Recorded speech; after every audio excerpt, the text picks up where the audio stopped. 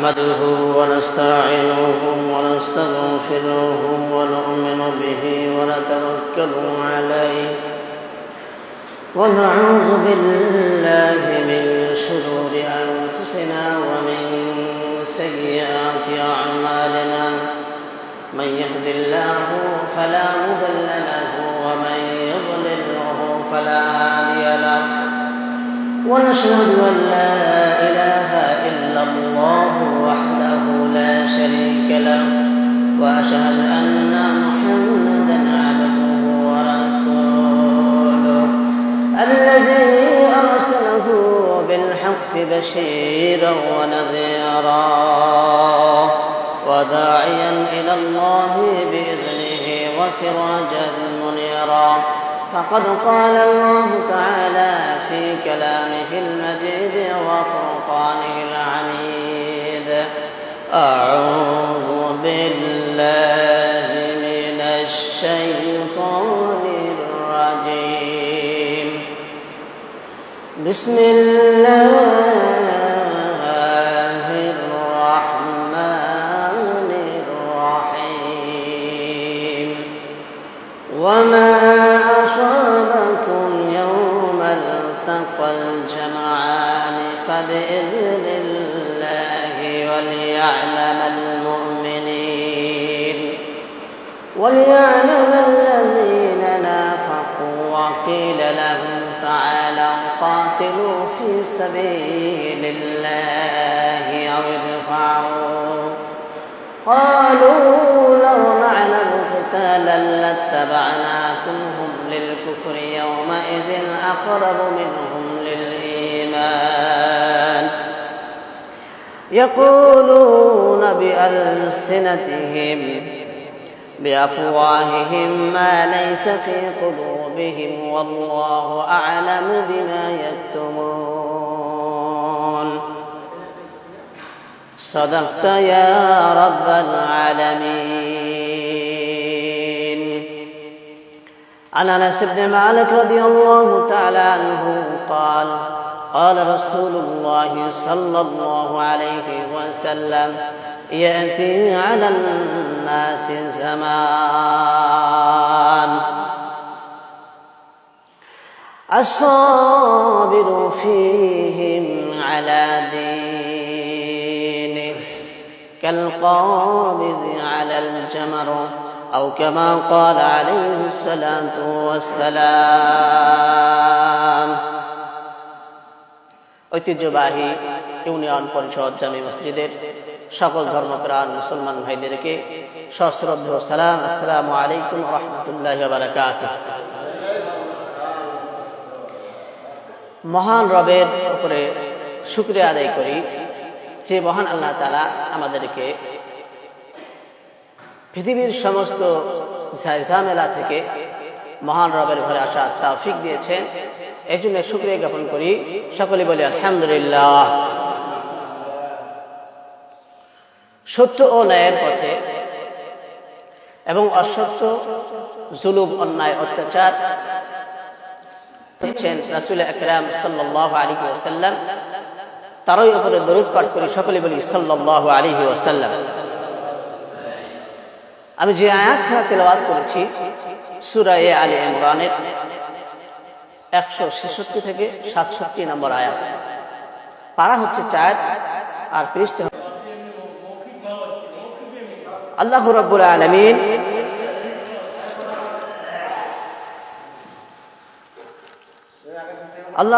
আলামিন এই সূরায় মুমিনদের সম্বন্ধে আলোচনা করেছেন এবং মুনাফিকদের সম্পর্কে আলোচনা করেছেন। মুমিনদেরকে সান্ত্বনা দিয়েছেন এবং মুনাফিকদেরকে তিরস্কার করেছেন। এই সূরাটি নাজিল হয়েছে উহুদের যুদ্ধের পরেই। উহুদের যুদ্ধ যখন সংগঠিত হলো, উহুদের যুদ্ধ হওয়ার পরেই আল্লাহ রাব্বুল আলামিন মুমিনদেরকে সান্ত্বনা দেওয়ার জন্য এই আয়াত নাজিল করেছেন।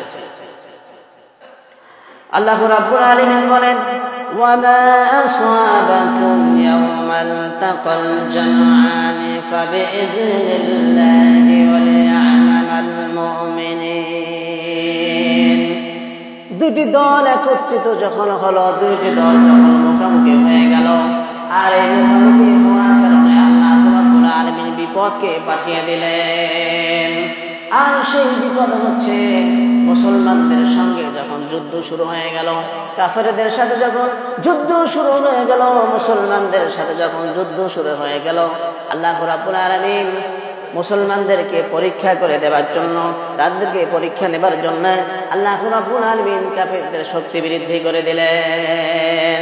কাফেরদের শক্তি বৃদ্ধি করে দিলেন, তার মানে হচ্ছে কাফেরেরা এমন ভাবে চাপিয়ে পড়েছিল, মুসলমানগণ বিজয় লাভ করতে পারে নাই, পরাজয় বরণ করেছে। আর আল্লাহ রাব্বুল আলামিন তখন এই সূরার আয়াতগুলো নাযিল করলেন, ওয়ামা আসাবাকুম ইয়াওমাল তাকাল জামাআনি ফাবিইজনিল্লাহি ওয়া লিয়ালামাল মুমিনিন। মুমিনদের উপরে যে আযাব এসেছিল, মুমিনদের উপরে যে গজব এসেছিল, আল্লাহ রাব্বুল আলামিন বলেন এই আযাব আর গজব আমার পক্ষ থেকে এসেছিল। মুমিনদেরকে সান্ত্বনা দিলেন। আর এই যুদ্ধ শুরু হলো কি কারণে? আর এই যুদ্ধের কারণ হলো, এই যুদ্ধ শুরু হবার এক নম্বর কারণ হলো বনু কাইনুকার বিসর্জন দেওয়া হলো, তাদেরকে নির্বাসন দেওয়া হলো, তাদেরকে এক স্থান থেকে অন্য স্থানে অন্যত্র চলে যাওয়ার জন্য বলা হলো। তার কারণ কি? বদরের যুদ্ধের পরে মুসলমানগণ যখন থেমে গেলেন, বদরের যুদ্ধের পরে মুসলমানগণ যখন থেমে গেলেন, থেমে যাওয়ার পরে এই বনু কাইনুকার গোত্রের লোকগুলি সমাবেত হলো, একত্রিত হলো। মদিনার একটি গোত্র, এই মদিনার গোত্রে তারা একত্রিত থাকলো। আর থাকার পরে মুসলমানদের একজন রমণী বাজারে গেল, মুসলমানদের মধ্য থেকে একজন রমণী বাজারে গেছে, আর কুরাইশদের পক্ষ থেকে আর ওই ইহুদিদের পক্ষ থেকে একজন সেখানে উপস্থিত হয়েছে। উপস্থিত হয়ে মুসলমান রমণীকে অপমান করেছে। এই মুসলমান রমণীকে যখন অপমান করলো, তখন মুসলমানদের পক্ষ থেকে একজন ব্যক্তি সেখানে গেল, একজন মুসলমান সেখানে গেল, একজন সাহাবী সেখানে গেল। যাবার পরে এই ঘটনাকে কেন্দ্র করে ওই মুসলমান সেখানে নিহত হয়ে গেল, আর ইহুদিদের পক্ষ থেকে একজন নিহত হয়ে গেল। মুসলমানদের পক্ষ থেকে একজন পৃথিবী থেকে চলে গেলেন, আর ইহুদিদের পক্ষ থেকে একজন পৃথিবী থেকে চলে গেলেন।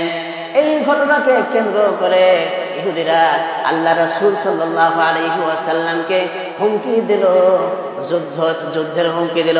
অবশ্যই মুসলমানদের সাথে আমরা যুদ্ধ করব, মুসলমানরা যদি একত্রিত থাকে, আর আমরা মুসলমানদেরকে পরাজয় করব এবং মুসলমানদের সাথে আমরা লড়ব। এই খবর রাসূল আকরাম সাল্লাল্লাহু আলাইহি ওয়াসাল্লামের কানে চলে গেল। রাসূল আকরাম সাল্লাল্লাহু আলাইহি ওয়াসাল্লামের কানে যখন এই খবর চলে গেল, রাসূল আকরাম সাল্লাল্লাহু আলাইহি ওয়াসাল্লাম সাহাবীদেরকে একত্রিত করলেন, মুসলমানদেরকে একত্রিত করলেন। মুসলমানদেরকে একত্রিত করে যুদ্ধের জন্য প্রস্তুতি গ্রহণ করলেন, এবং তাদেরকে পাকড়াও করা হলো, তাদেরকে ধরা হলো, বন্দী করা হলো। একটি দুর্গের ভেতরে তাদেরকে অবরুদ্ধ করে রাখা হলো। এই শাওয়াল মাসের 15 তারিখে তাদেরকে অবরুদ্ধ করে রাখা হলো। 15 দিন যাবত সেখানে তারা অবরুদ্ধ অবস্থায় থাকলো। থাকার পরে তারা মুসলমানদের কাছে তারা সাহায্য চাইল, এবং মুসলমানদের কাছে তারা আত্মসমর্পণ করলো। আত্মসমর্পণ করার পরে আল্লাহ রাসূল সাল্লাল্লাহু আলাইহি ওয়াসাল্লাম তাদেরকে ছেড়ে দেবার জন্য ঘোষণা দিলেন, আর ওই দুর্গ থেকে তাদেরকে যখন ছেড়ে দেওয়া হলো, এবং তাদের জন্য প্রতিহিংসামূলক কোনো ব্যবস্থা গ্রহণ করা হয়নি, তারা যখন সেখান থেকে বের হয়েছে, বের হবার পরে তারা অমুসলিমদের সাথে একত্রিত হয়েছে, ইহুদিদের সাথে একত্রিত হয়েছে।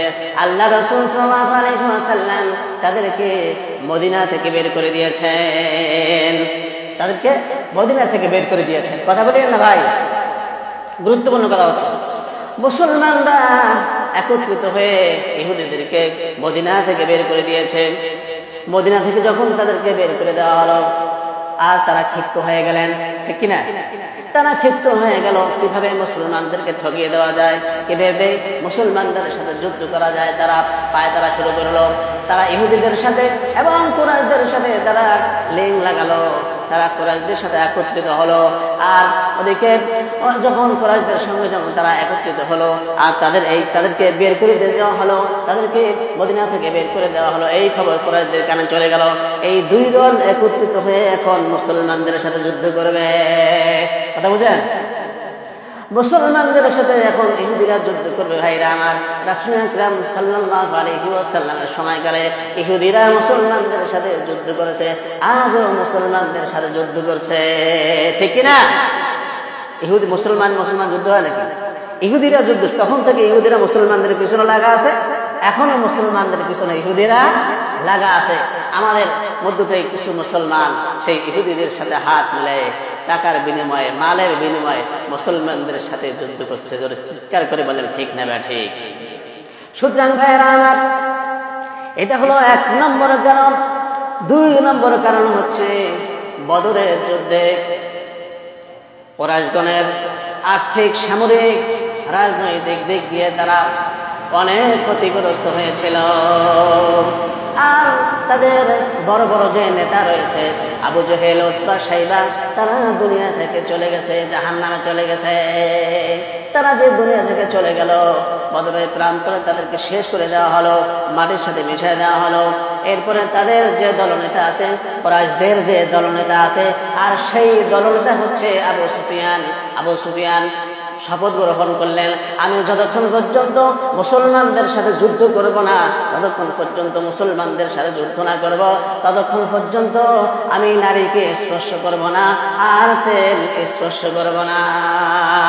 সে শপথ করলো যে আমি যতক্ষণ পর্যন্ত এই মুসলমানদের সাথে যুদ্ধ না করব, ততক্ষণ পর্যন্ত আমি কোনো নারী স্পর্শ করব না, আর কোনো তেলও স্পর্শ করব না। তার মানে হলো সেই সময় তারা যেভাবে শপথ করতো, আমাদের মতো আজে বাজে শপথ করে না, আল্লাহর কসম, খোদার কিরা, এগুলি শপথ তখন ছিল না। তখন তাদের যে স্পেশাল শপথ, তারা যে শব্দ ব্যবহার করতো, সে শব্দ হলো এই যে যতক্ষণ পর্যন্ত যুদ্ধে লিপ্ত হব না, মুসলমানদের সাথে যতক্ষণ পর্যন্ত যুদ্ধ করব না, ততক্ষণ পর্যন্ত আমি নারীকে ব্যবহার করব না, নারীকে স্পর্শ করব না, তেল ব্যবহার করব না। কথা বুঝে আসছে?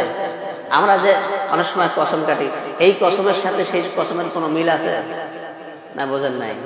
আমরা যে কসম করি না, 2 জন একত্রিত হলো, 4-5 জন একত্রিত হলো, সেটাকে প্রমাণ দিতে গেলে যে কসম আমরা করি, ওই কসম আর এই তাদের কসম, এই কসমের সাথে কোনো তুলনা হয়?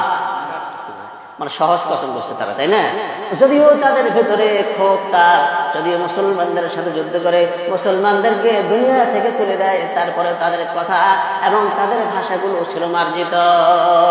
সুতরাং ভাইয়েরা আমার, এটা হচ্ছে 1 নম্বর কারণ। আর 2 নম্বর কারণ হলো যে কুরাইশদের যে আর্থিক সমস্যা হয়েছে, আর্থিক নষ্ট হয়েছে বদরের যুদ্ধে, এবং সামরিক ক্ষয়ক্ষতি হয়েছে। এই কারণে আবু সুফিয়ান একটা দল গঠন করলেন, আর সেই দলকে একত্রিত করলেন। তার মানে হলো 3000 সৈন্যকে একত্রিত করলেন। এই 3000 সৈন্যকে নিয়ে তিনি মদিনার পশ্চিমে উহুদের প্রান্তরে গিয়ে সমবেত হলেন। মুসলমানদের সাথে যুদ্ধ করবে। কার সাথে যুদ্ধ করবে? মুসলমানদের সাথে যুদ্ধ করবে। 3000 সৈন্য সেখানে নিয়ে গেলেন। আর ওদিকে মুহাম্মদ সাল্লাল্লাহু আলাইহি ওয়াসাল্লাম 1000 সৈন্য নিয়োজিত করলেন। তার মধ্যে আব্দুল্লাহ ইবনে উবাই ছিলেন নেতা। আব্দুল্লাহ ইবনে উবাই হচ্ছেন মুনাফিকদের সর্দার। এই আব্দুল্লাহ ইবনে উবাইয়ের সাথে ছিল আল্লাহ রাসূল সাল্লাল্লাহু আলাইহি ওয়াসাল্লাম। সকলকে একত্রিত করলেন, একত্রিত করে 1000 সৈন্য নিয়োজিত করলেন। জোরে চিৎকার করে বলেন সুবহানাল্লাহ। 1000 সৈন্য নিয়োজিত করে এখন উহুদের প্রান্তরে যাবেন। পথিমধ্যে আব্দুল্লাহ ইবনে উবাই 300 জন সাহাবীকে নিয়ে পিস্টান দিলেন। কয়জন? 300 জন সাহাবী নিয়ে পিস্টান দিলেন। এখন মাত্র 700 জন সাহাবী, 700 জন মুসলমান। এই 700 জন মুসলমান নিয়ে উহুদের প্রান্তরে একত্রিত হবে এবং কুরাইশদের সাথে যুদ্ধ করবে। জোরে চিৎকার করে বলেন আল্লাহু আকবার। মুসলমানদের সাথে যুদ্ধ করবেন, উহুদের প্রান্তরে একত্রিত হবেন। আল্লাহ রাসূল সাল্লাল্লাহু আলাইহি ওয়াসাল্লাম পিছ পা হলেন না, সামনের দিকে আগালেন। উহুদের গিরিপথে গিয়ে যখন আগালেন, মুসলমানদেরকে বলে দিলেন, এই গিরিপথ থেকে তোমরা কখনো সরবা না। সেখানে 50 জন তীরন্দাজকে রাখা হলো। যতক্ষণ পর্যন্ত আল্লাহর কোনো নির্দেশ আসবে না, ততক্ষণ পর্যন্ত এই গিরিপথ থেকে তোমাদেরকে সরা যাবে না। আল্লাহ রাসূল বললেন, নির্দেশ না আসা পর্যন্ত এই গিরিপথ থেকে তোমরা সরতে পারবে না। যুদ্ধ শুরু হয়ে গেল, মুসলমানদের সাথে যুদ্ধ শুরু হয়ে গেল, কাফের বেঈমানদের সাথে যুদ্ধ শুরু হয়ে গেল, কুরাইশদের সাথে যুদ্ধ শুরু হয়ে গেল। প্রথম অবস্থায় মুসলমানগণ জয়লাভ করতে থাকলেন, প্রথম অবস্থায় মুসলমানগণ জয়লাভ করতে থাকলেন, আর এই জয়ের উল্লাসে তারা গনিমতের মালগুলো কুড়াতে থাকলেন। সুবহানাল্লাহ বলেন। উল্লাসে আনন্দে তারা গনিমতের মালগুলো কুড়াতে লাগলেন। কিছুক্ষণ পরে কাফের মুশরিক ইহুদিরা সেখান থেকে চলে গেল অন্যত্রে। আবার কিছুক্ষণ পরে আবার পিছন দিক থেকে খালিদ বিন ওয়ালিদ অতর্কিতভাবে হামলা করলেন, কুরাইশদেরকে একত্রিত করে নিয়ে অতর্কিতভাবে হামলা করলেন। আর এই হামলা করার কারণে এখানে 70 জন মুসলমান নিহত হয়ে গেছে, 70 জন মুসলমান শহীদ হয়ে গেছেন। চিৎকার করে বলেন আল্লাহু আকবার। 70 জন মুসলমান এই যুদ্ধে শহীদ হয়েছে। আমির হামজা সহকারে 70 জন মুসলমান এখানে শহীদ হয়েছে। ভাইরা আমার, যারা হজে গেছেন, যারা মদিনাতুল মুনাওয়ারায় গেছেন, আল্লাহ রাব্বুল আলামিন তাদেরকে জায়গা তৌফিক দিয়েছে।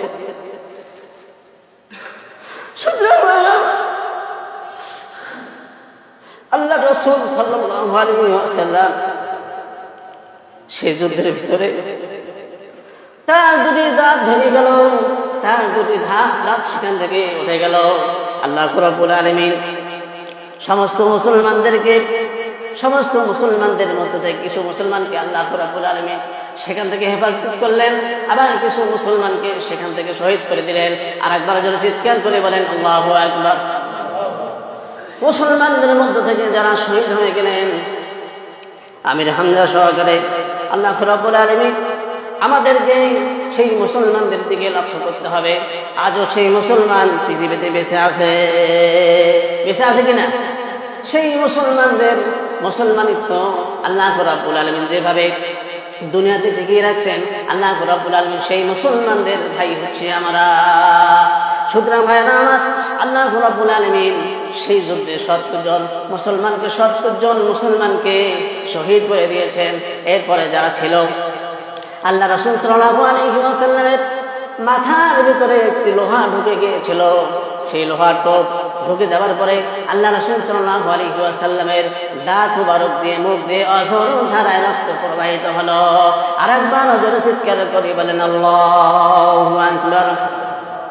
এই যুদ্ধে ভাইরা আমার, আল্লাহ রাসূল সাল্লাল্লাহু আলাইহি ওয়াসাল্লাম এবং মুসলমানদেরকে যে শিক্ষা দিয়েছেন, সেই শিক্ষা হচ্ছে পরবর্তী সময়ে যতগুলি যুদ্ধ পৃথিবীতে সংগঠিত হয়েছে, আল্লাহ রাব্বুল আলামিন সমস্ত মুসলমানদেরকে সমস্ত যুদ্ধ থেকে আল্লাহ রাব্বুল আলামিন তাদেরকে যে শক্তি দিয়েছেন, পরবর্তী যুদ্ধগুলোতে আল্লাহ রাব্বুল আলামিন মুসলমানদেরকে বিজয় দান করেছেন। আরেকবার জোরে চিৎকার করে বলেন সুবহানাল্লাহ।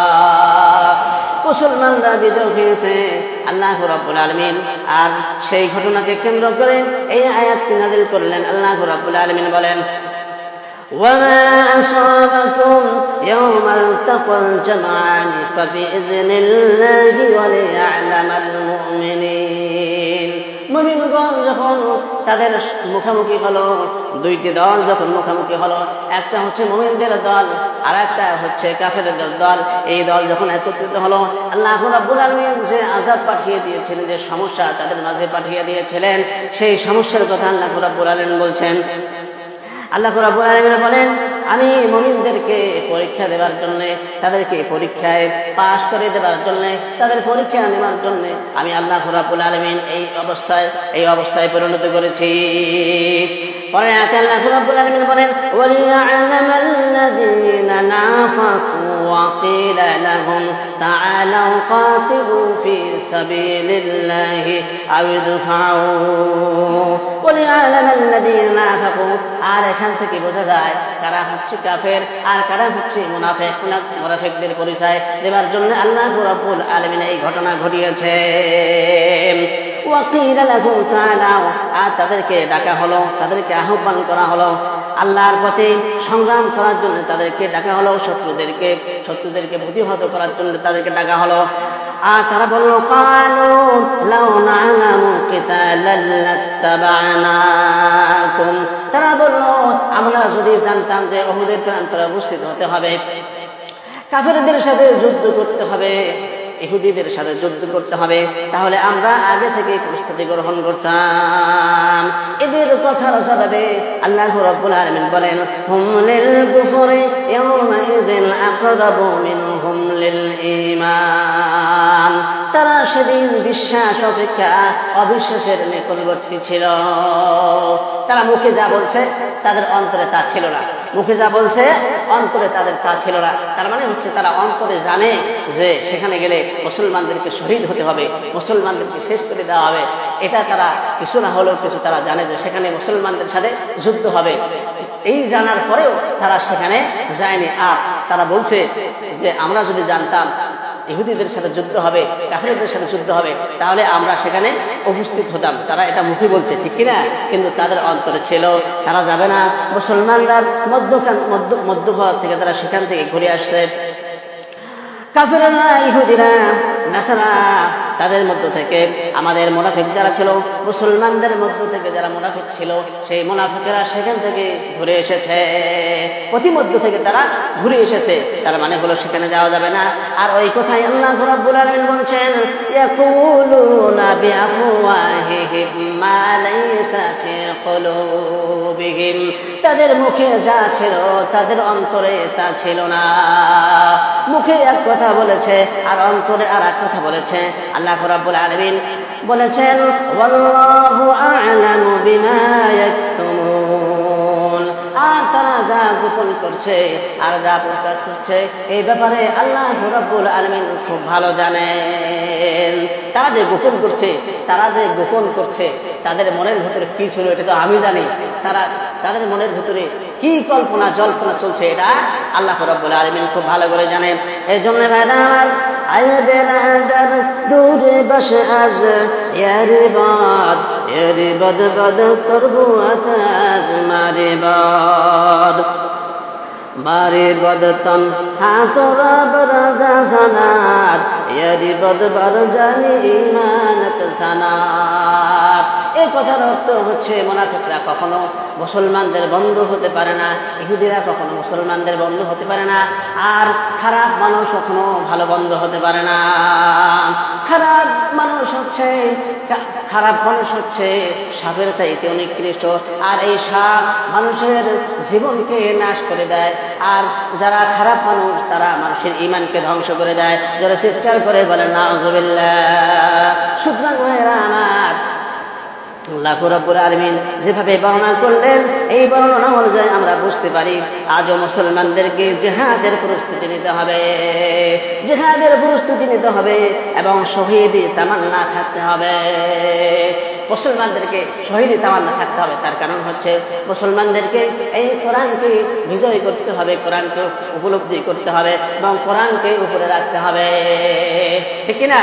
আল্লাহ রাব্বুল আলামিন যেভাবে বর্ণনা করেছেন এইভাবে হযরত আনাস রাদিয়াল্লাহু তাআলা আনহু থেকে বর্ণিত, তিনি বলেন রাসূল আকরাম সাল্লাল্লাহু আলাইহি ওয়াসাল্লাম বলেছেন, মুসলমানদের মধ্যে, মানুষের মধ্যে, ঈমানদারদের মধ্যে এমন একটি সময় আসবে, এমন একটি যুগ আসবে, সেই যুগে মুসলমানরা দ্বীনের উপর প্রতিষ্ঠিত থাকা খুবই কষ্টকর হয়ে যাবে। কিরকম কষ্ট হবে? আল্লাহ রাসূল সাল্লাল্লাহু আলাইহি ওয়াসাল্লাম বলেছেন, জ্বলন্ত অঙ্গার হাতে রাখা যেমন কষ্ট হবে। জ্বলন্ত অঙ্গার হাতে রাখা যায়? জ্বলন্ত অঙ্গার হাতে রাখা যায়? অসম্ভব। এজন্য ভাইরা আমার, আর সেই সময় বেশি দূর নয়, সেই সময় চলে এসেছে, সেই সময় বেশি দূর নয়, সেই সময় চলে এসেছে। সুতরাং ভাইয়েরা আমার, আল্লাহ রাব্বুল আলামিন আমাদেরকে কোরআন মোতাবেক জীবনকে পরিচালনা করার তৌফিক দান করুন এবং আল্লাহ রাসূল সাল্লাল্লাহু আলাইহি ওয়াসাল্লামের সুন্নাহ মোতাবেক জীবনকে পরিচালনা করার তৌফিক দান করুন। সকলে বলি আল্লাহুম্মা আমিন। ওয়া আখিরু দাওয়ানা আলহামদুলিল্লাহি রাব্বিল আলামিন। যারপর আসছি